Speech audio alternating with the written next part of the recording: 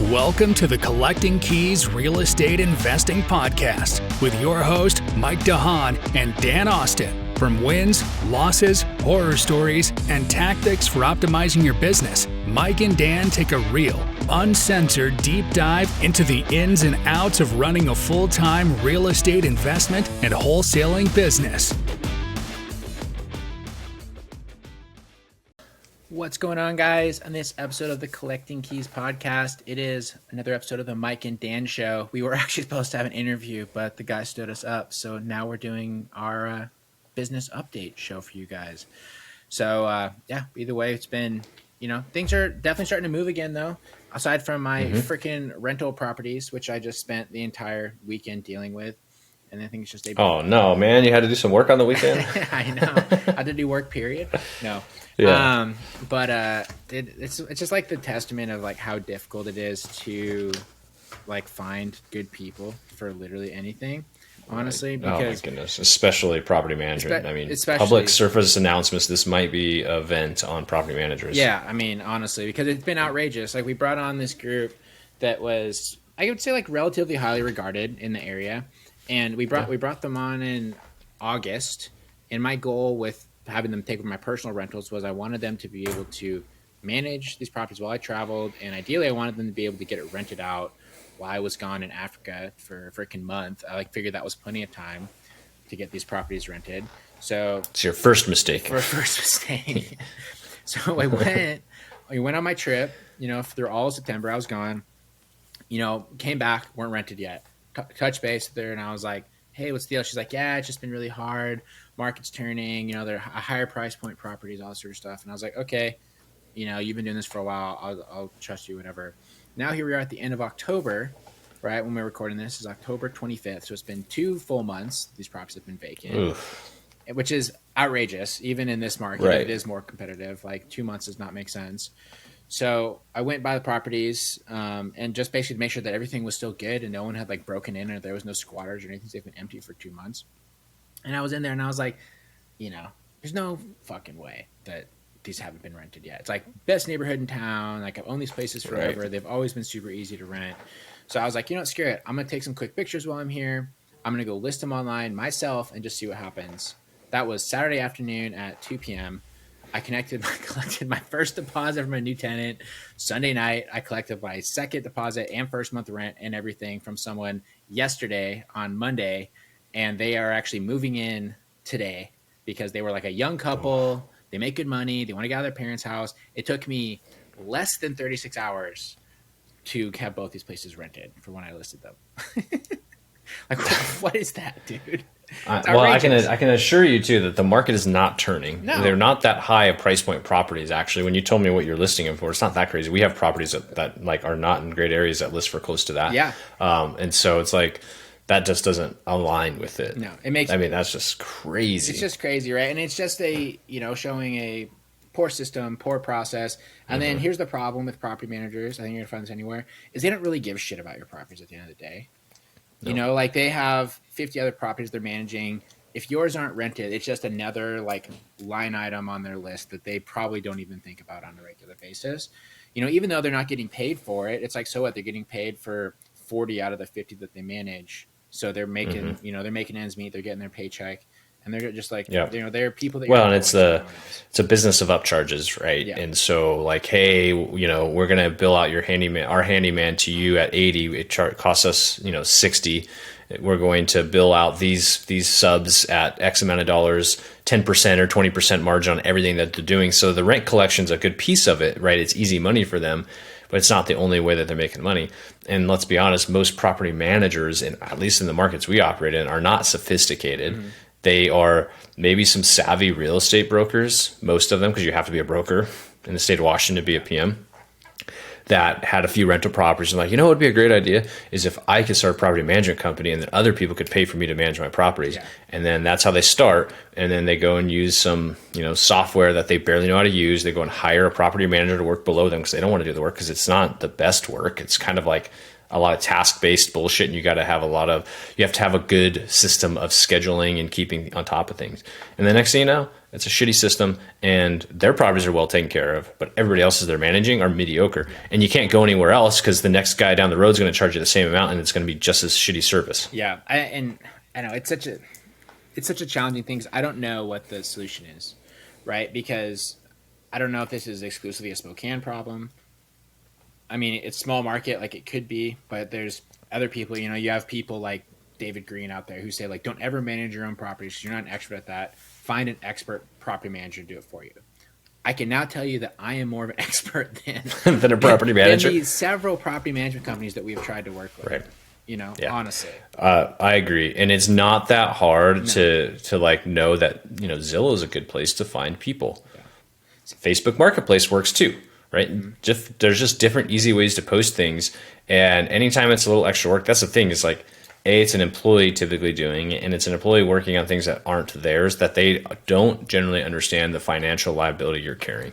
Mm-hmm. What is that, $10,000 loss for you? Yeah, honestly, between the utilities and the missed rent, it's now $10,000 I'm in the hole because of that, right? For no reason. Like, I guarantee you that if I had listed these properties at the end of August when they're ready to go, that they could have all been rented and done by now. And it's just, I don't know. It's a really frustrating sort of situation, but I think it is a testament though, in how important it is to do like your checks and balances with whatever people you bring on, whatever partners you're working with on different things, whether that's like a property manager you hire, whether that's a maintenance guy that, you've been using for stuff, even if they've done an awesome job on your last 10 projects. On the 11th one, go and check and make sure it's still good because they start to get too comfortable. They do a shitty job on one of them, and then that'll come back to bite you, right? Whether that's your own employees, whether that's, I don't know, anything else in between. Even like your tenants. Sure, you have a tenant that's been, a sweet old couple that's been living in the house for 5 years and you've never had to go there. It's all perfect. You should probably go do a check because it's, not unlikely that there's a big leak in the bathroom that they just don't give a shit about. That's going to be causing you a lot of damage when you ultimately find it when they move out.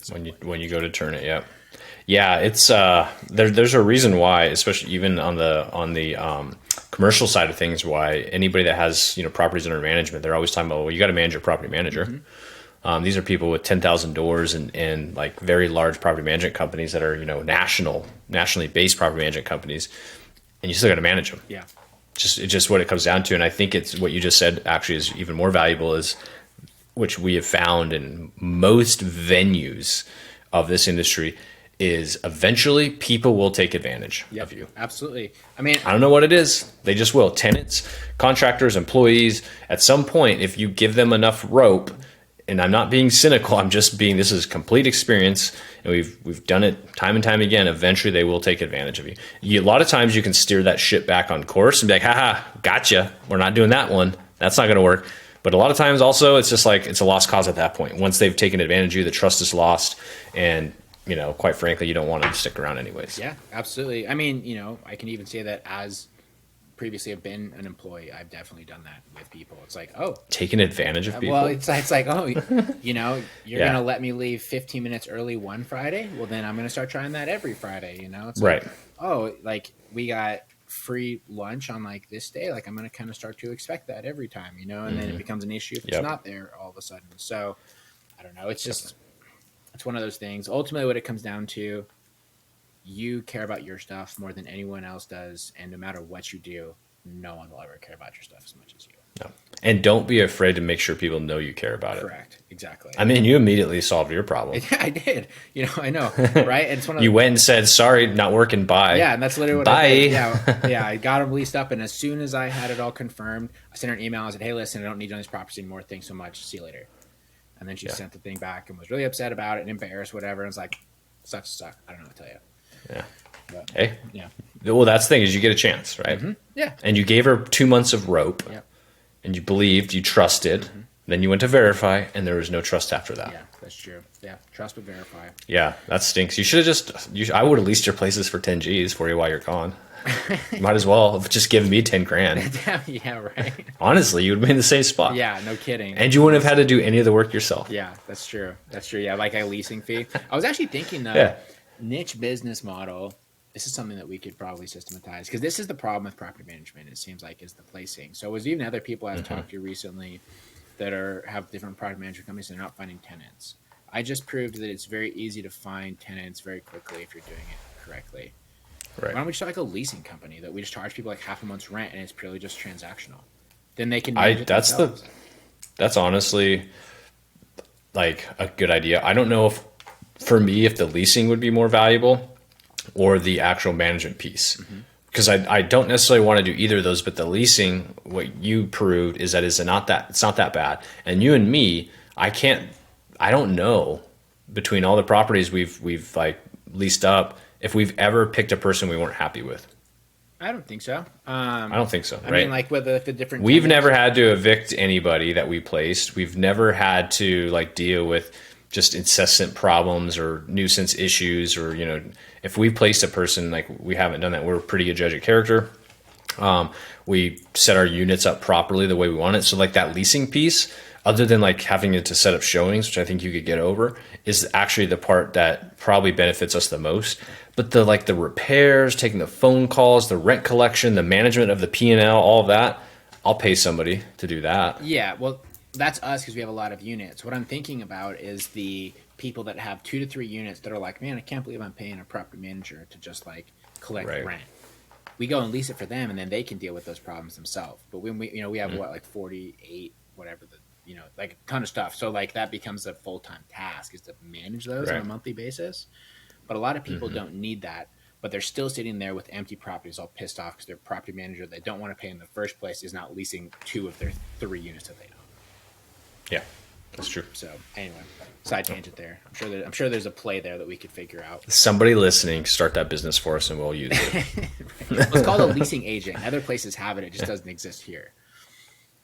I wonder if it's like a legality thing or people are just too cheap in our area. I don't know. But anyway, so that was my drama for the last little bit. I know you've had some fun stuff as well. We listed a major fixer-upper, which is I kind of feel like this should become our new MO. We bought this property a little while back, just gutted it down to the studs and said, screw it, and just threw it on the market. And we've been getting a lot of interest. In fact, like literally right before this recording, somebody else called you again. And I think they said that they're planning to make a full price offer. Yeah, they want to make a cash offer, full price. And some gal from Peru is interested. Yeah, you know what? I love these immigrants. Like let's just go back to this property management thing. Careful.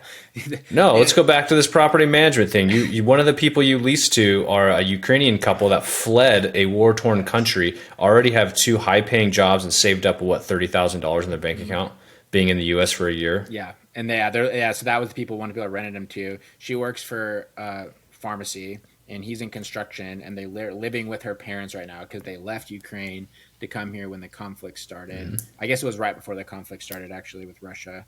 And they knew. They got the inside knowledge from the KGB. Yeah, but either way, they moved here. They have good jobs. They have good money in the bank. Everything about them's good.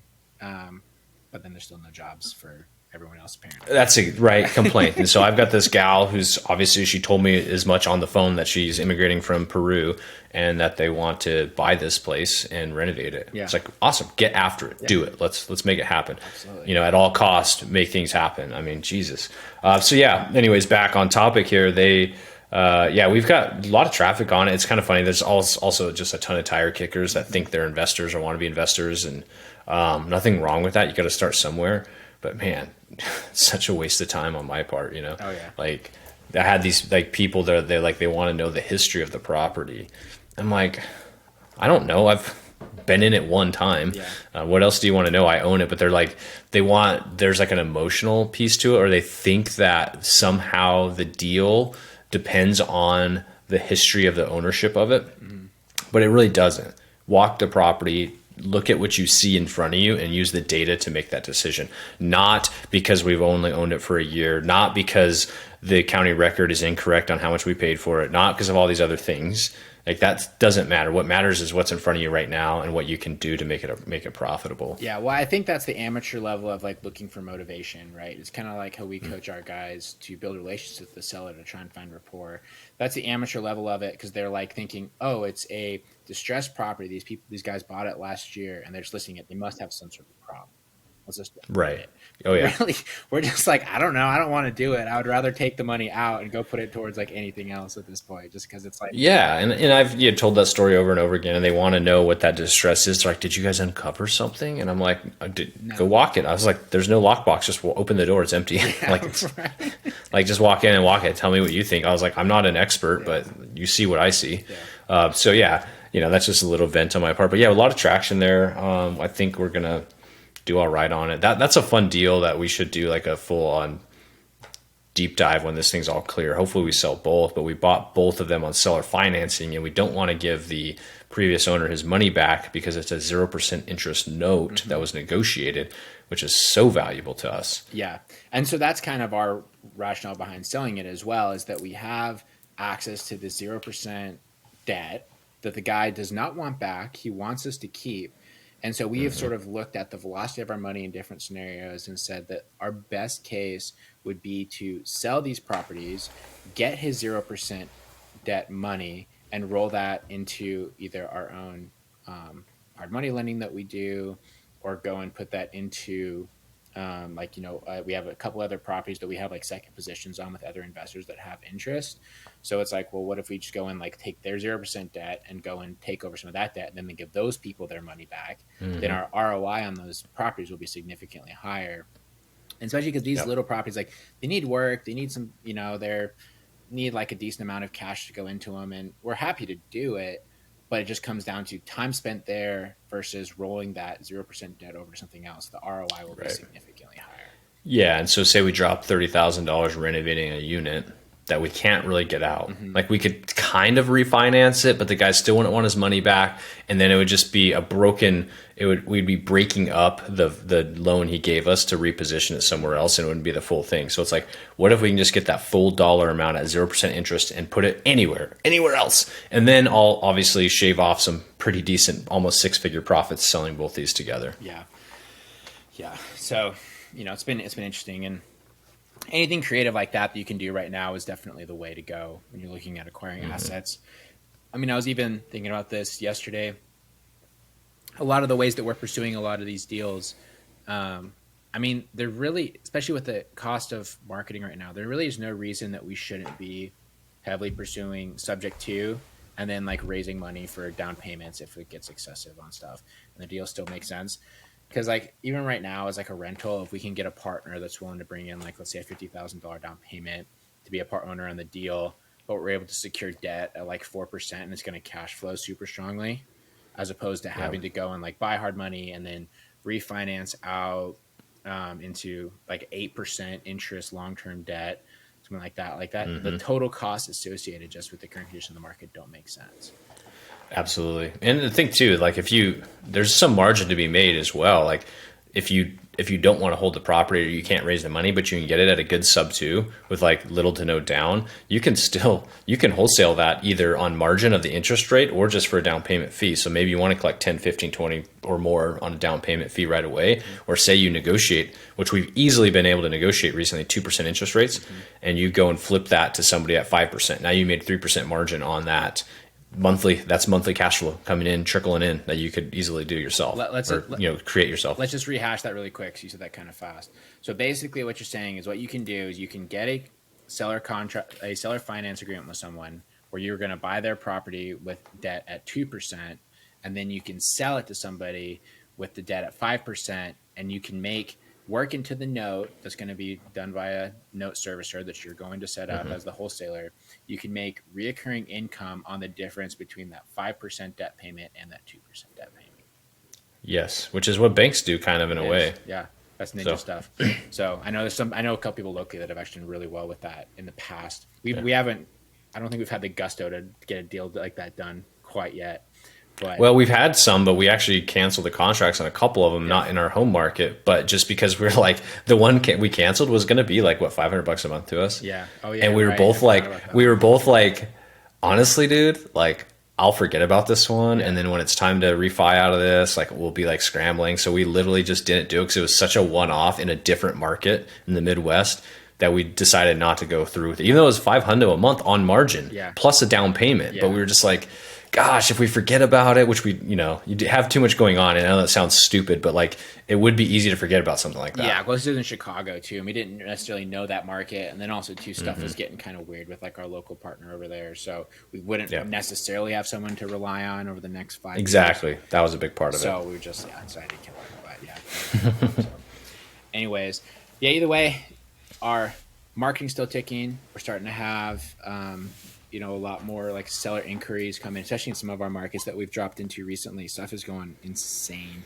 One of our new markets in particular, in the first couple of days, we've had like 14 or 15 leads, like, which is really, I know, I was blown away when I keep seeing those coming in. I was like, damn. Yeah, like significantly faster than normally happens. So super stoked on that. But one of the things that I guess we want to talk about for our educational portion this week, something that came up in our instant investor program as well, some people were asking about it, is your key performance indicators in your business. So your KPIs, what are the most important ones that we track? How exactly do we track them, and why you should be tracking them if you do, any sort of business in general, but like the way that we do it in our off-market business is really important to make sure that you are getting the best ROI and you're not flushing a bunch of money down the toilet. So really quick, here's some notes about the instant investor program, and we're going to talk about business KPIs and how you should be tracking them. So we'll be right back.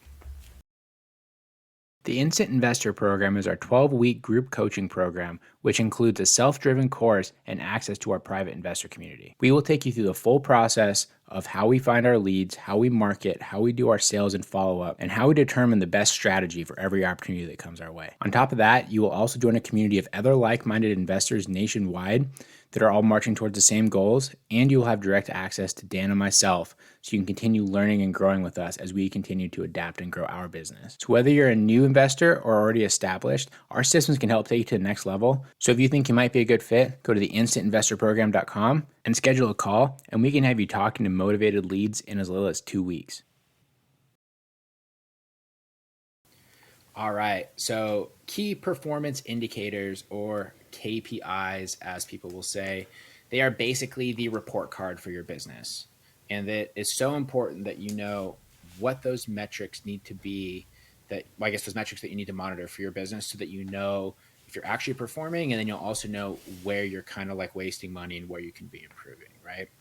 So when it comes to our business, our marketing and wholesaling business, there's sort of like three main categories of KPIs that we track.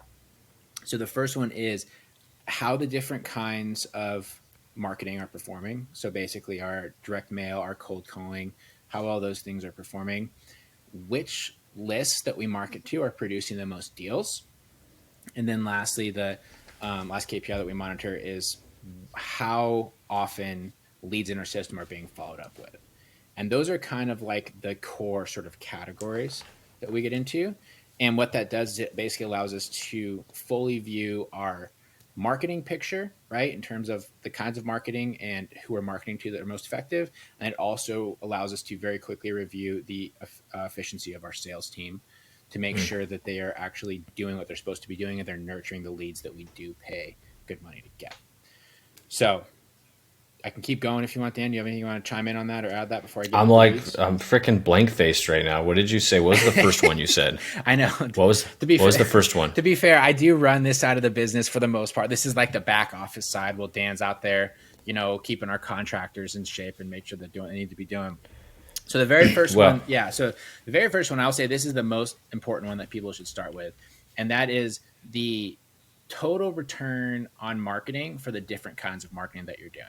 So total return. I'm going to slow you down here. Yep. Total return on marketing, because I think there's simpler ways to say this. So we're going to get into that. Probably. Total return on marketing. What does that mean? Yeah. So first off, we break it down by the kinds of marketing that we do. So what we will do is we will basically set up a different phone number for each kind of marketing. So let's say we're like mailing postcards versus mailing handwritten letters versus cold calling versus texting versus online. All of those will have different phone numbers in our system. So if you had a billboard out there, that would have a specific phone number, exactly right? So the billboard would have specific numbers, so that way when somebody calls that number, we can see in our system it was from the billboard. Mm-hmm. So what we do is we have a cost we have a phone number for each of those different campaigns, and then we have a cost associated with each of those that we know we spend every single month. So let's say we'll spend $5,000 a month on postcards, $5,000 a month on letters, $2,500 a month on texting, whatever. And then from that, what we do every month is we go through and we can check all this in RE Simply, which is the CRM that we use. And you can go ahead and see how many leads are coming in tied to each phone number. So how many people are calling off the postcards, how many people are calling off the letters. And then from there, you basically just take the cost over the number of leads that have come in, and you can determine your cost per lead, right? Which is a super important metric. And then from there, as deals come together, you can track the lead back to the different marketing campaigns, and you can see what your cost per deal is. Let's stop you there. So if you sent $5,000 in postcards and you got one lead per month, it would be $5,000 cost per lead. Exactly, which would be horrible. Which would be a really bad one. Yeah. Right. We're probably hovering on mail like 100-ish per lead. No, our cost per mail is typically per lead for mail is typically about $250 to $300.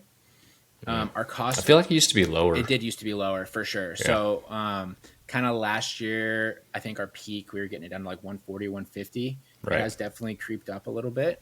I will also say that the cost of mail has increased a lot.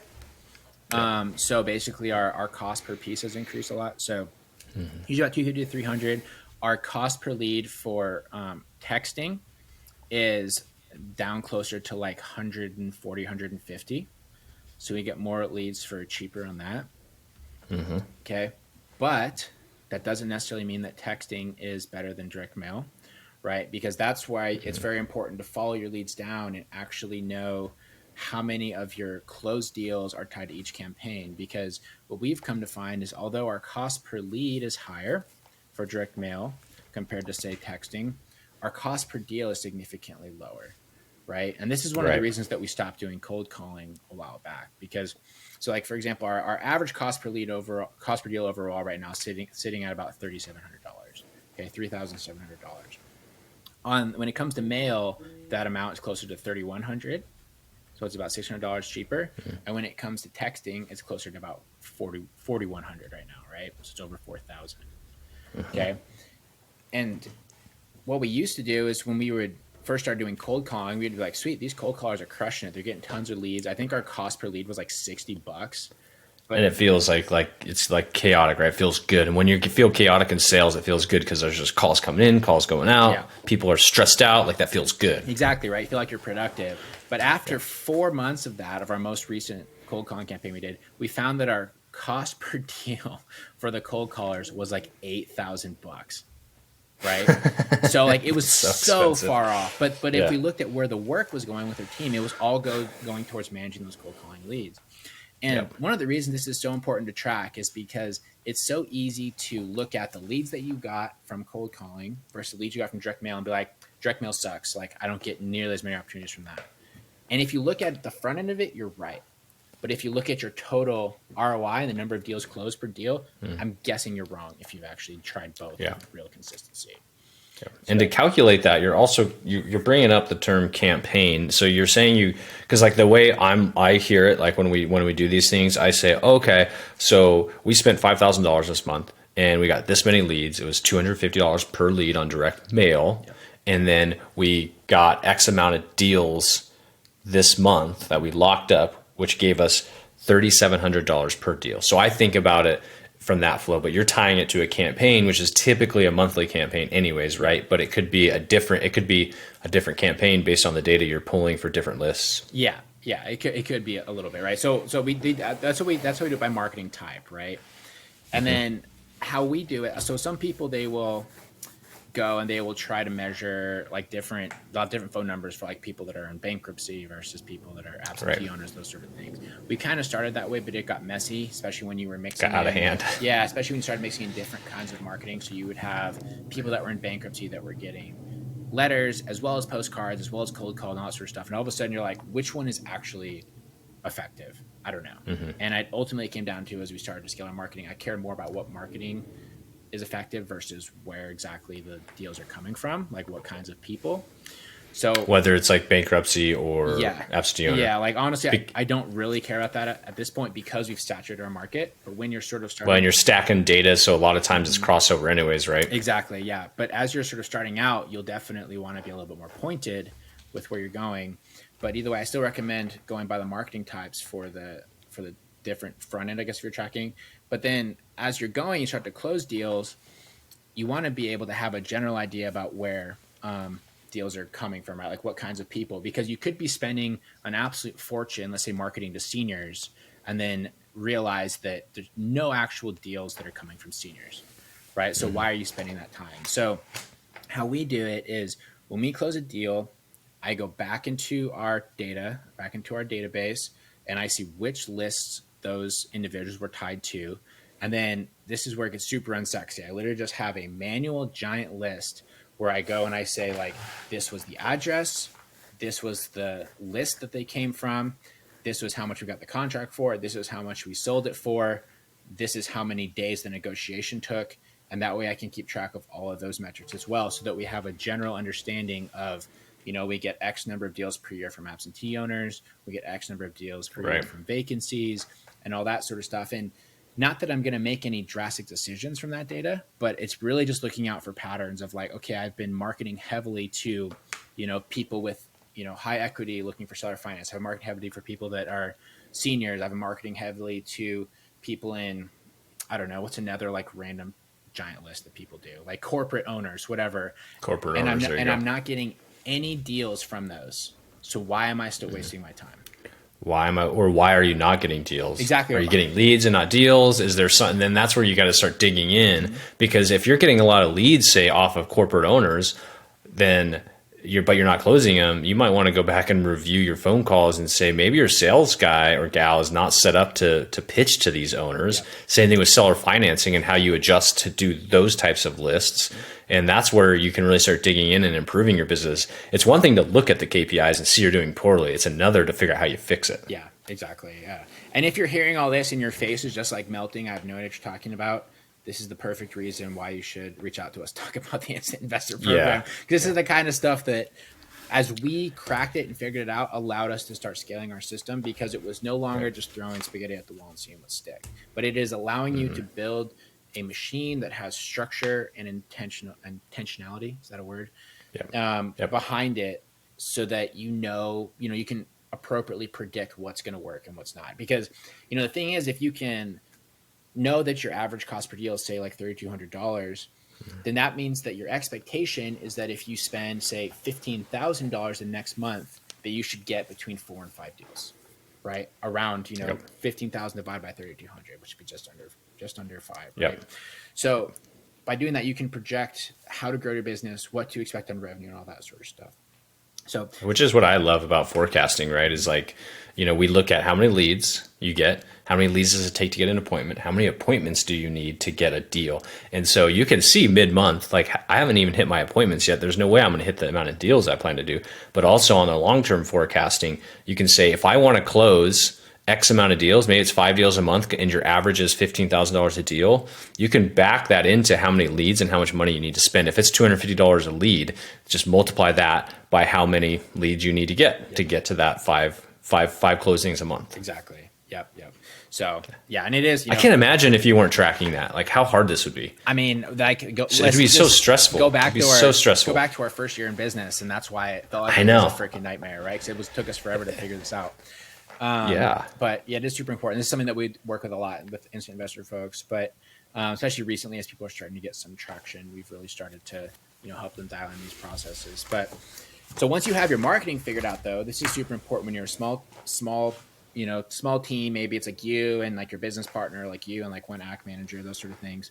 But where it gets more important on the team management side, and the third sort of KPI that we watch isn't necessarily something that we keep like a running record of, but it is more active management and active monitoring. And for that, it is primarily how regularly leads are getting contacted once they're in our system. So the basic metric that we look for is we want every single person in our system to have a task, like a follow-up task associated with them. And if they are a lead that I would say is less than like a few months old, they need to be contacted at least once every 2 weeks, if not more frequently than that. And with simply the CRM that we use, you can get a link to it on our website too. And I think they have like a 25% discount on the first month. But you can it's very easy to sort of see a holistic view of like, these are all the leads that haven't been contacted. These are all the leads that, don't have a follow-up task. And you can see it all on the main dashboard. And so for me as the manager, what I need to be able to do is go on there and see all of those numbers as zero, right? So like there's no leads that are missing tasks. There's nothing that hasn't been contacted for X amount of time. So that way, if my sales guys are slacking or, they might be slacking, they could even be struggling, right? This could be a sign they need to bring on more people to help facilitate the growth. You can easily see that. And that's how you know the health of your follow-up process, because one of the big mistakes a lot of people make is they're like, man, we're spending all this money. We have all these leads. We're just not getting very many deals. And more often than not, that is not due to poor marketing. It is not due to poor circumstance. It is due to the fact that your sales and follow-up process sucks. Yep, and the easiest 100%. Way to improve that is just talking to more people, or talking to people on a more regular basis. We have, so many people that we've met over the years that are different investors. I mean, we were even this at the start, where they've spent all this money getting leads to their system. And then they're like, I haven't closed a deal in 5 months. And it's like, well, how many leads do you have? They're like 800. Like, you're honestly going to tell me there's not a single lead in that 800, or even if you statistically there is. Yeah. Even if you have like 200. So like, I remember when we first brought on our first sales manager a couple of years ago now, in fact, almost exactly 2 years ago, she came in and we didn't even have any money to buy marketing that month because we were so desperate. We literally had like 30 base salaries. Yeah, we had like 30. We didn't even have base salaries back then, dude. Well, I mean, hers. We were promising it to her. We didn't have the money. Yeah. But so we had $3,500 in like our bank account, and she came in and we basically said like, here's all the leads, just try and find deals. And she found 7 in like the first 2.5 weeks. Yeah. Which is outrageous, just because she was committing the time, she was getting in front of people, she was reaching out to people that we had already paid money to have into our system. But she was adding that thing that we were missing, which was a consistent follow-up and sales. And it wasn't that she was just an amazing salesperson. No. not dogging her at all. It wasn't that she was an amazing salesperson. No. It wasn't that the leads were better than any other leads. It was literally just committing the time to follow up, which is like so important. Yeah. Because there's only so much, there's only so many types of mail you can send that is going to give you a little bit of an edge, right? There's only so many scripts you can follow on the cold call or the texting. Minor tweaks, right? But there's so much to be gained in just follow up before you even start talking about tweaking or increasing or decreasing on the front end. Just do follow up on the lead you have. Yeah, exactly. Yeah, 100%. I mean, and I think that is the biggest thing that inhibits people from really growing once they kind of have the basic principles. Because I will say that is the hardest thing to do in this business is the follow-up, especially after you've had a little bit of abuse or like you feel like you're down and like all sorts of stuff. Get your ass kicked and it's just like, damn it. Yeah, exactly. So cool. All right, I think that kind of covers the gambit. So I guess just to rehash everything, the 3 main categories that we look to cover with our KPIs are the types of marketing and what our return on spend for those different kinds of marketing are. So letters, calling, texting, whatever.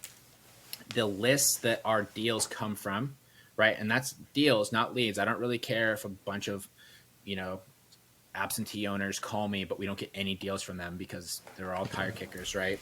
Yep. And then lastly, the follow-up tasks and the follow-up timeline for all the leads. You like those to be, everyone needs to be marked with a task, and they all need to have been followed up within the last 2 weeks, typically say. So perfect. Anything you want to add on that to finish out, Dan? That's it. Just follow up, perfect. Follow up.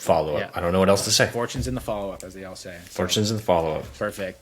All right, guys. Well, thanks so much for listening. Again, if that melted your face, seriously go to theinstantinvestorprogram.com and schedule a call with us. I promise you we can make this make more sense, and we can make it to the point that you'll actually be able to understand this, and you will be able to monetize your business significantly better with getting fundamentals dialed in. And if you're brand new to it, then we will help you build your business in a way that you can be good at this from the get-go, and you don't have to go through the 18 months of just like prayer and just hoping that things work as you're spending all this money like Dan and I had to. So instantinvestorprogram.com, check that out.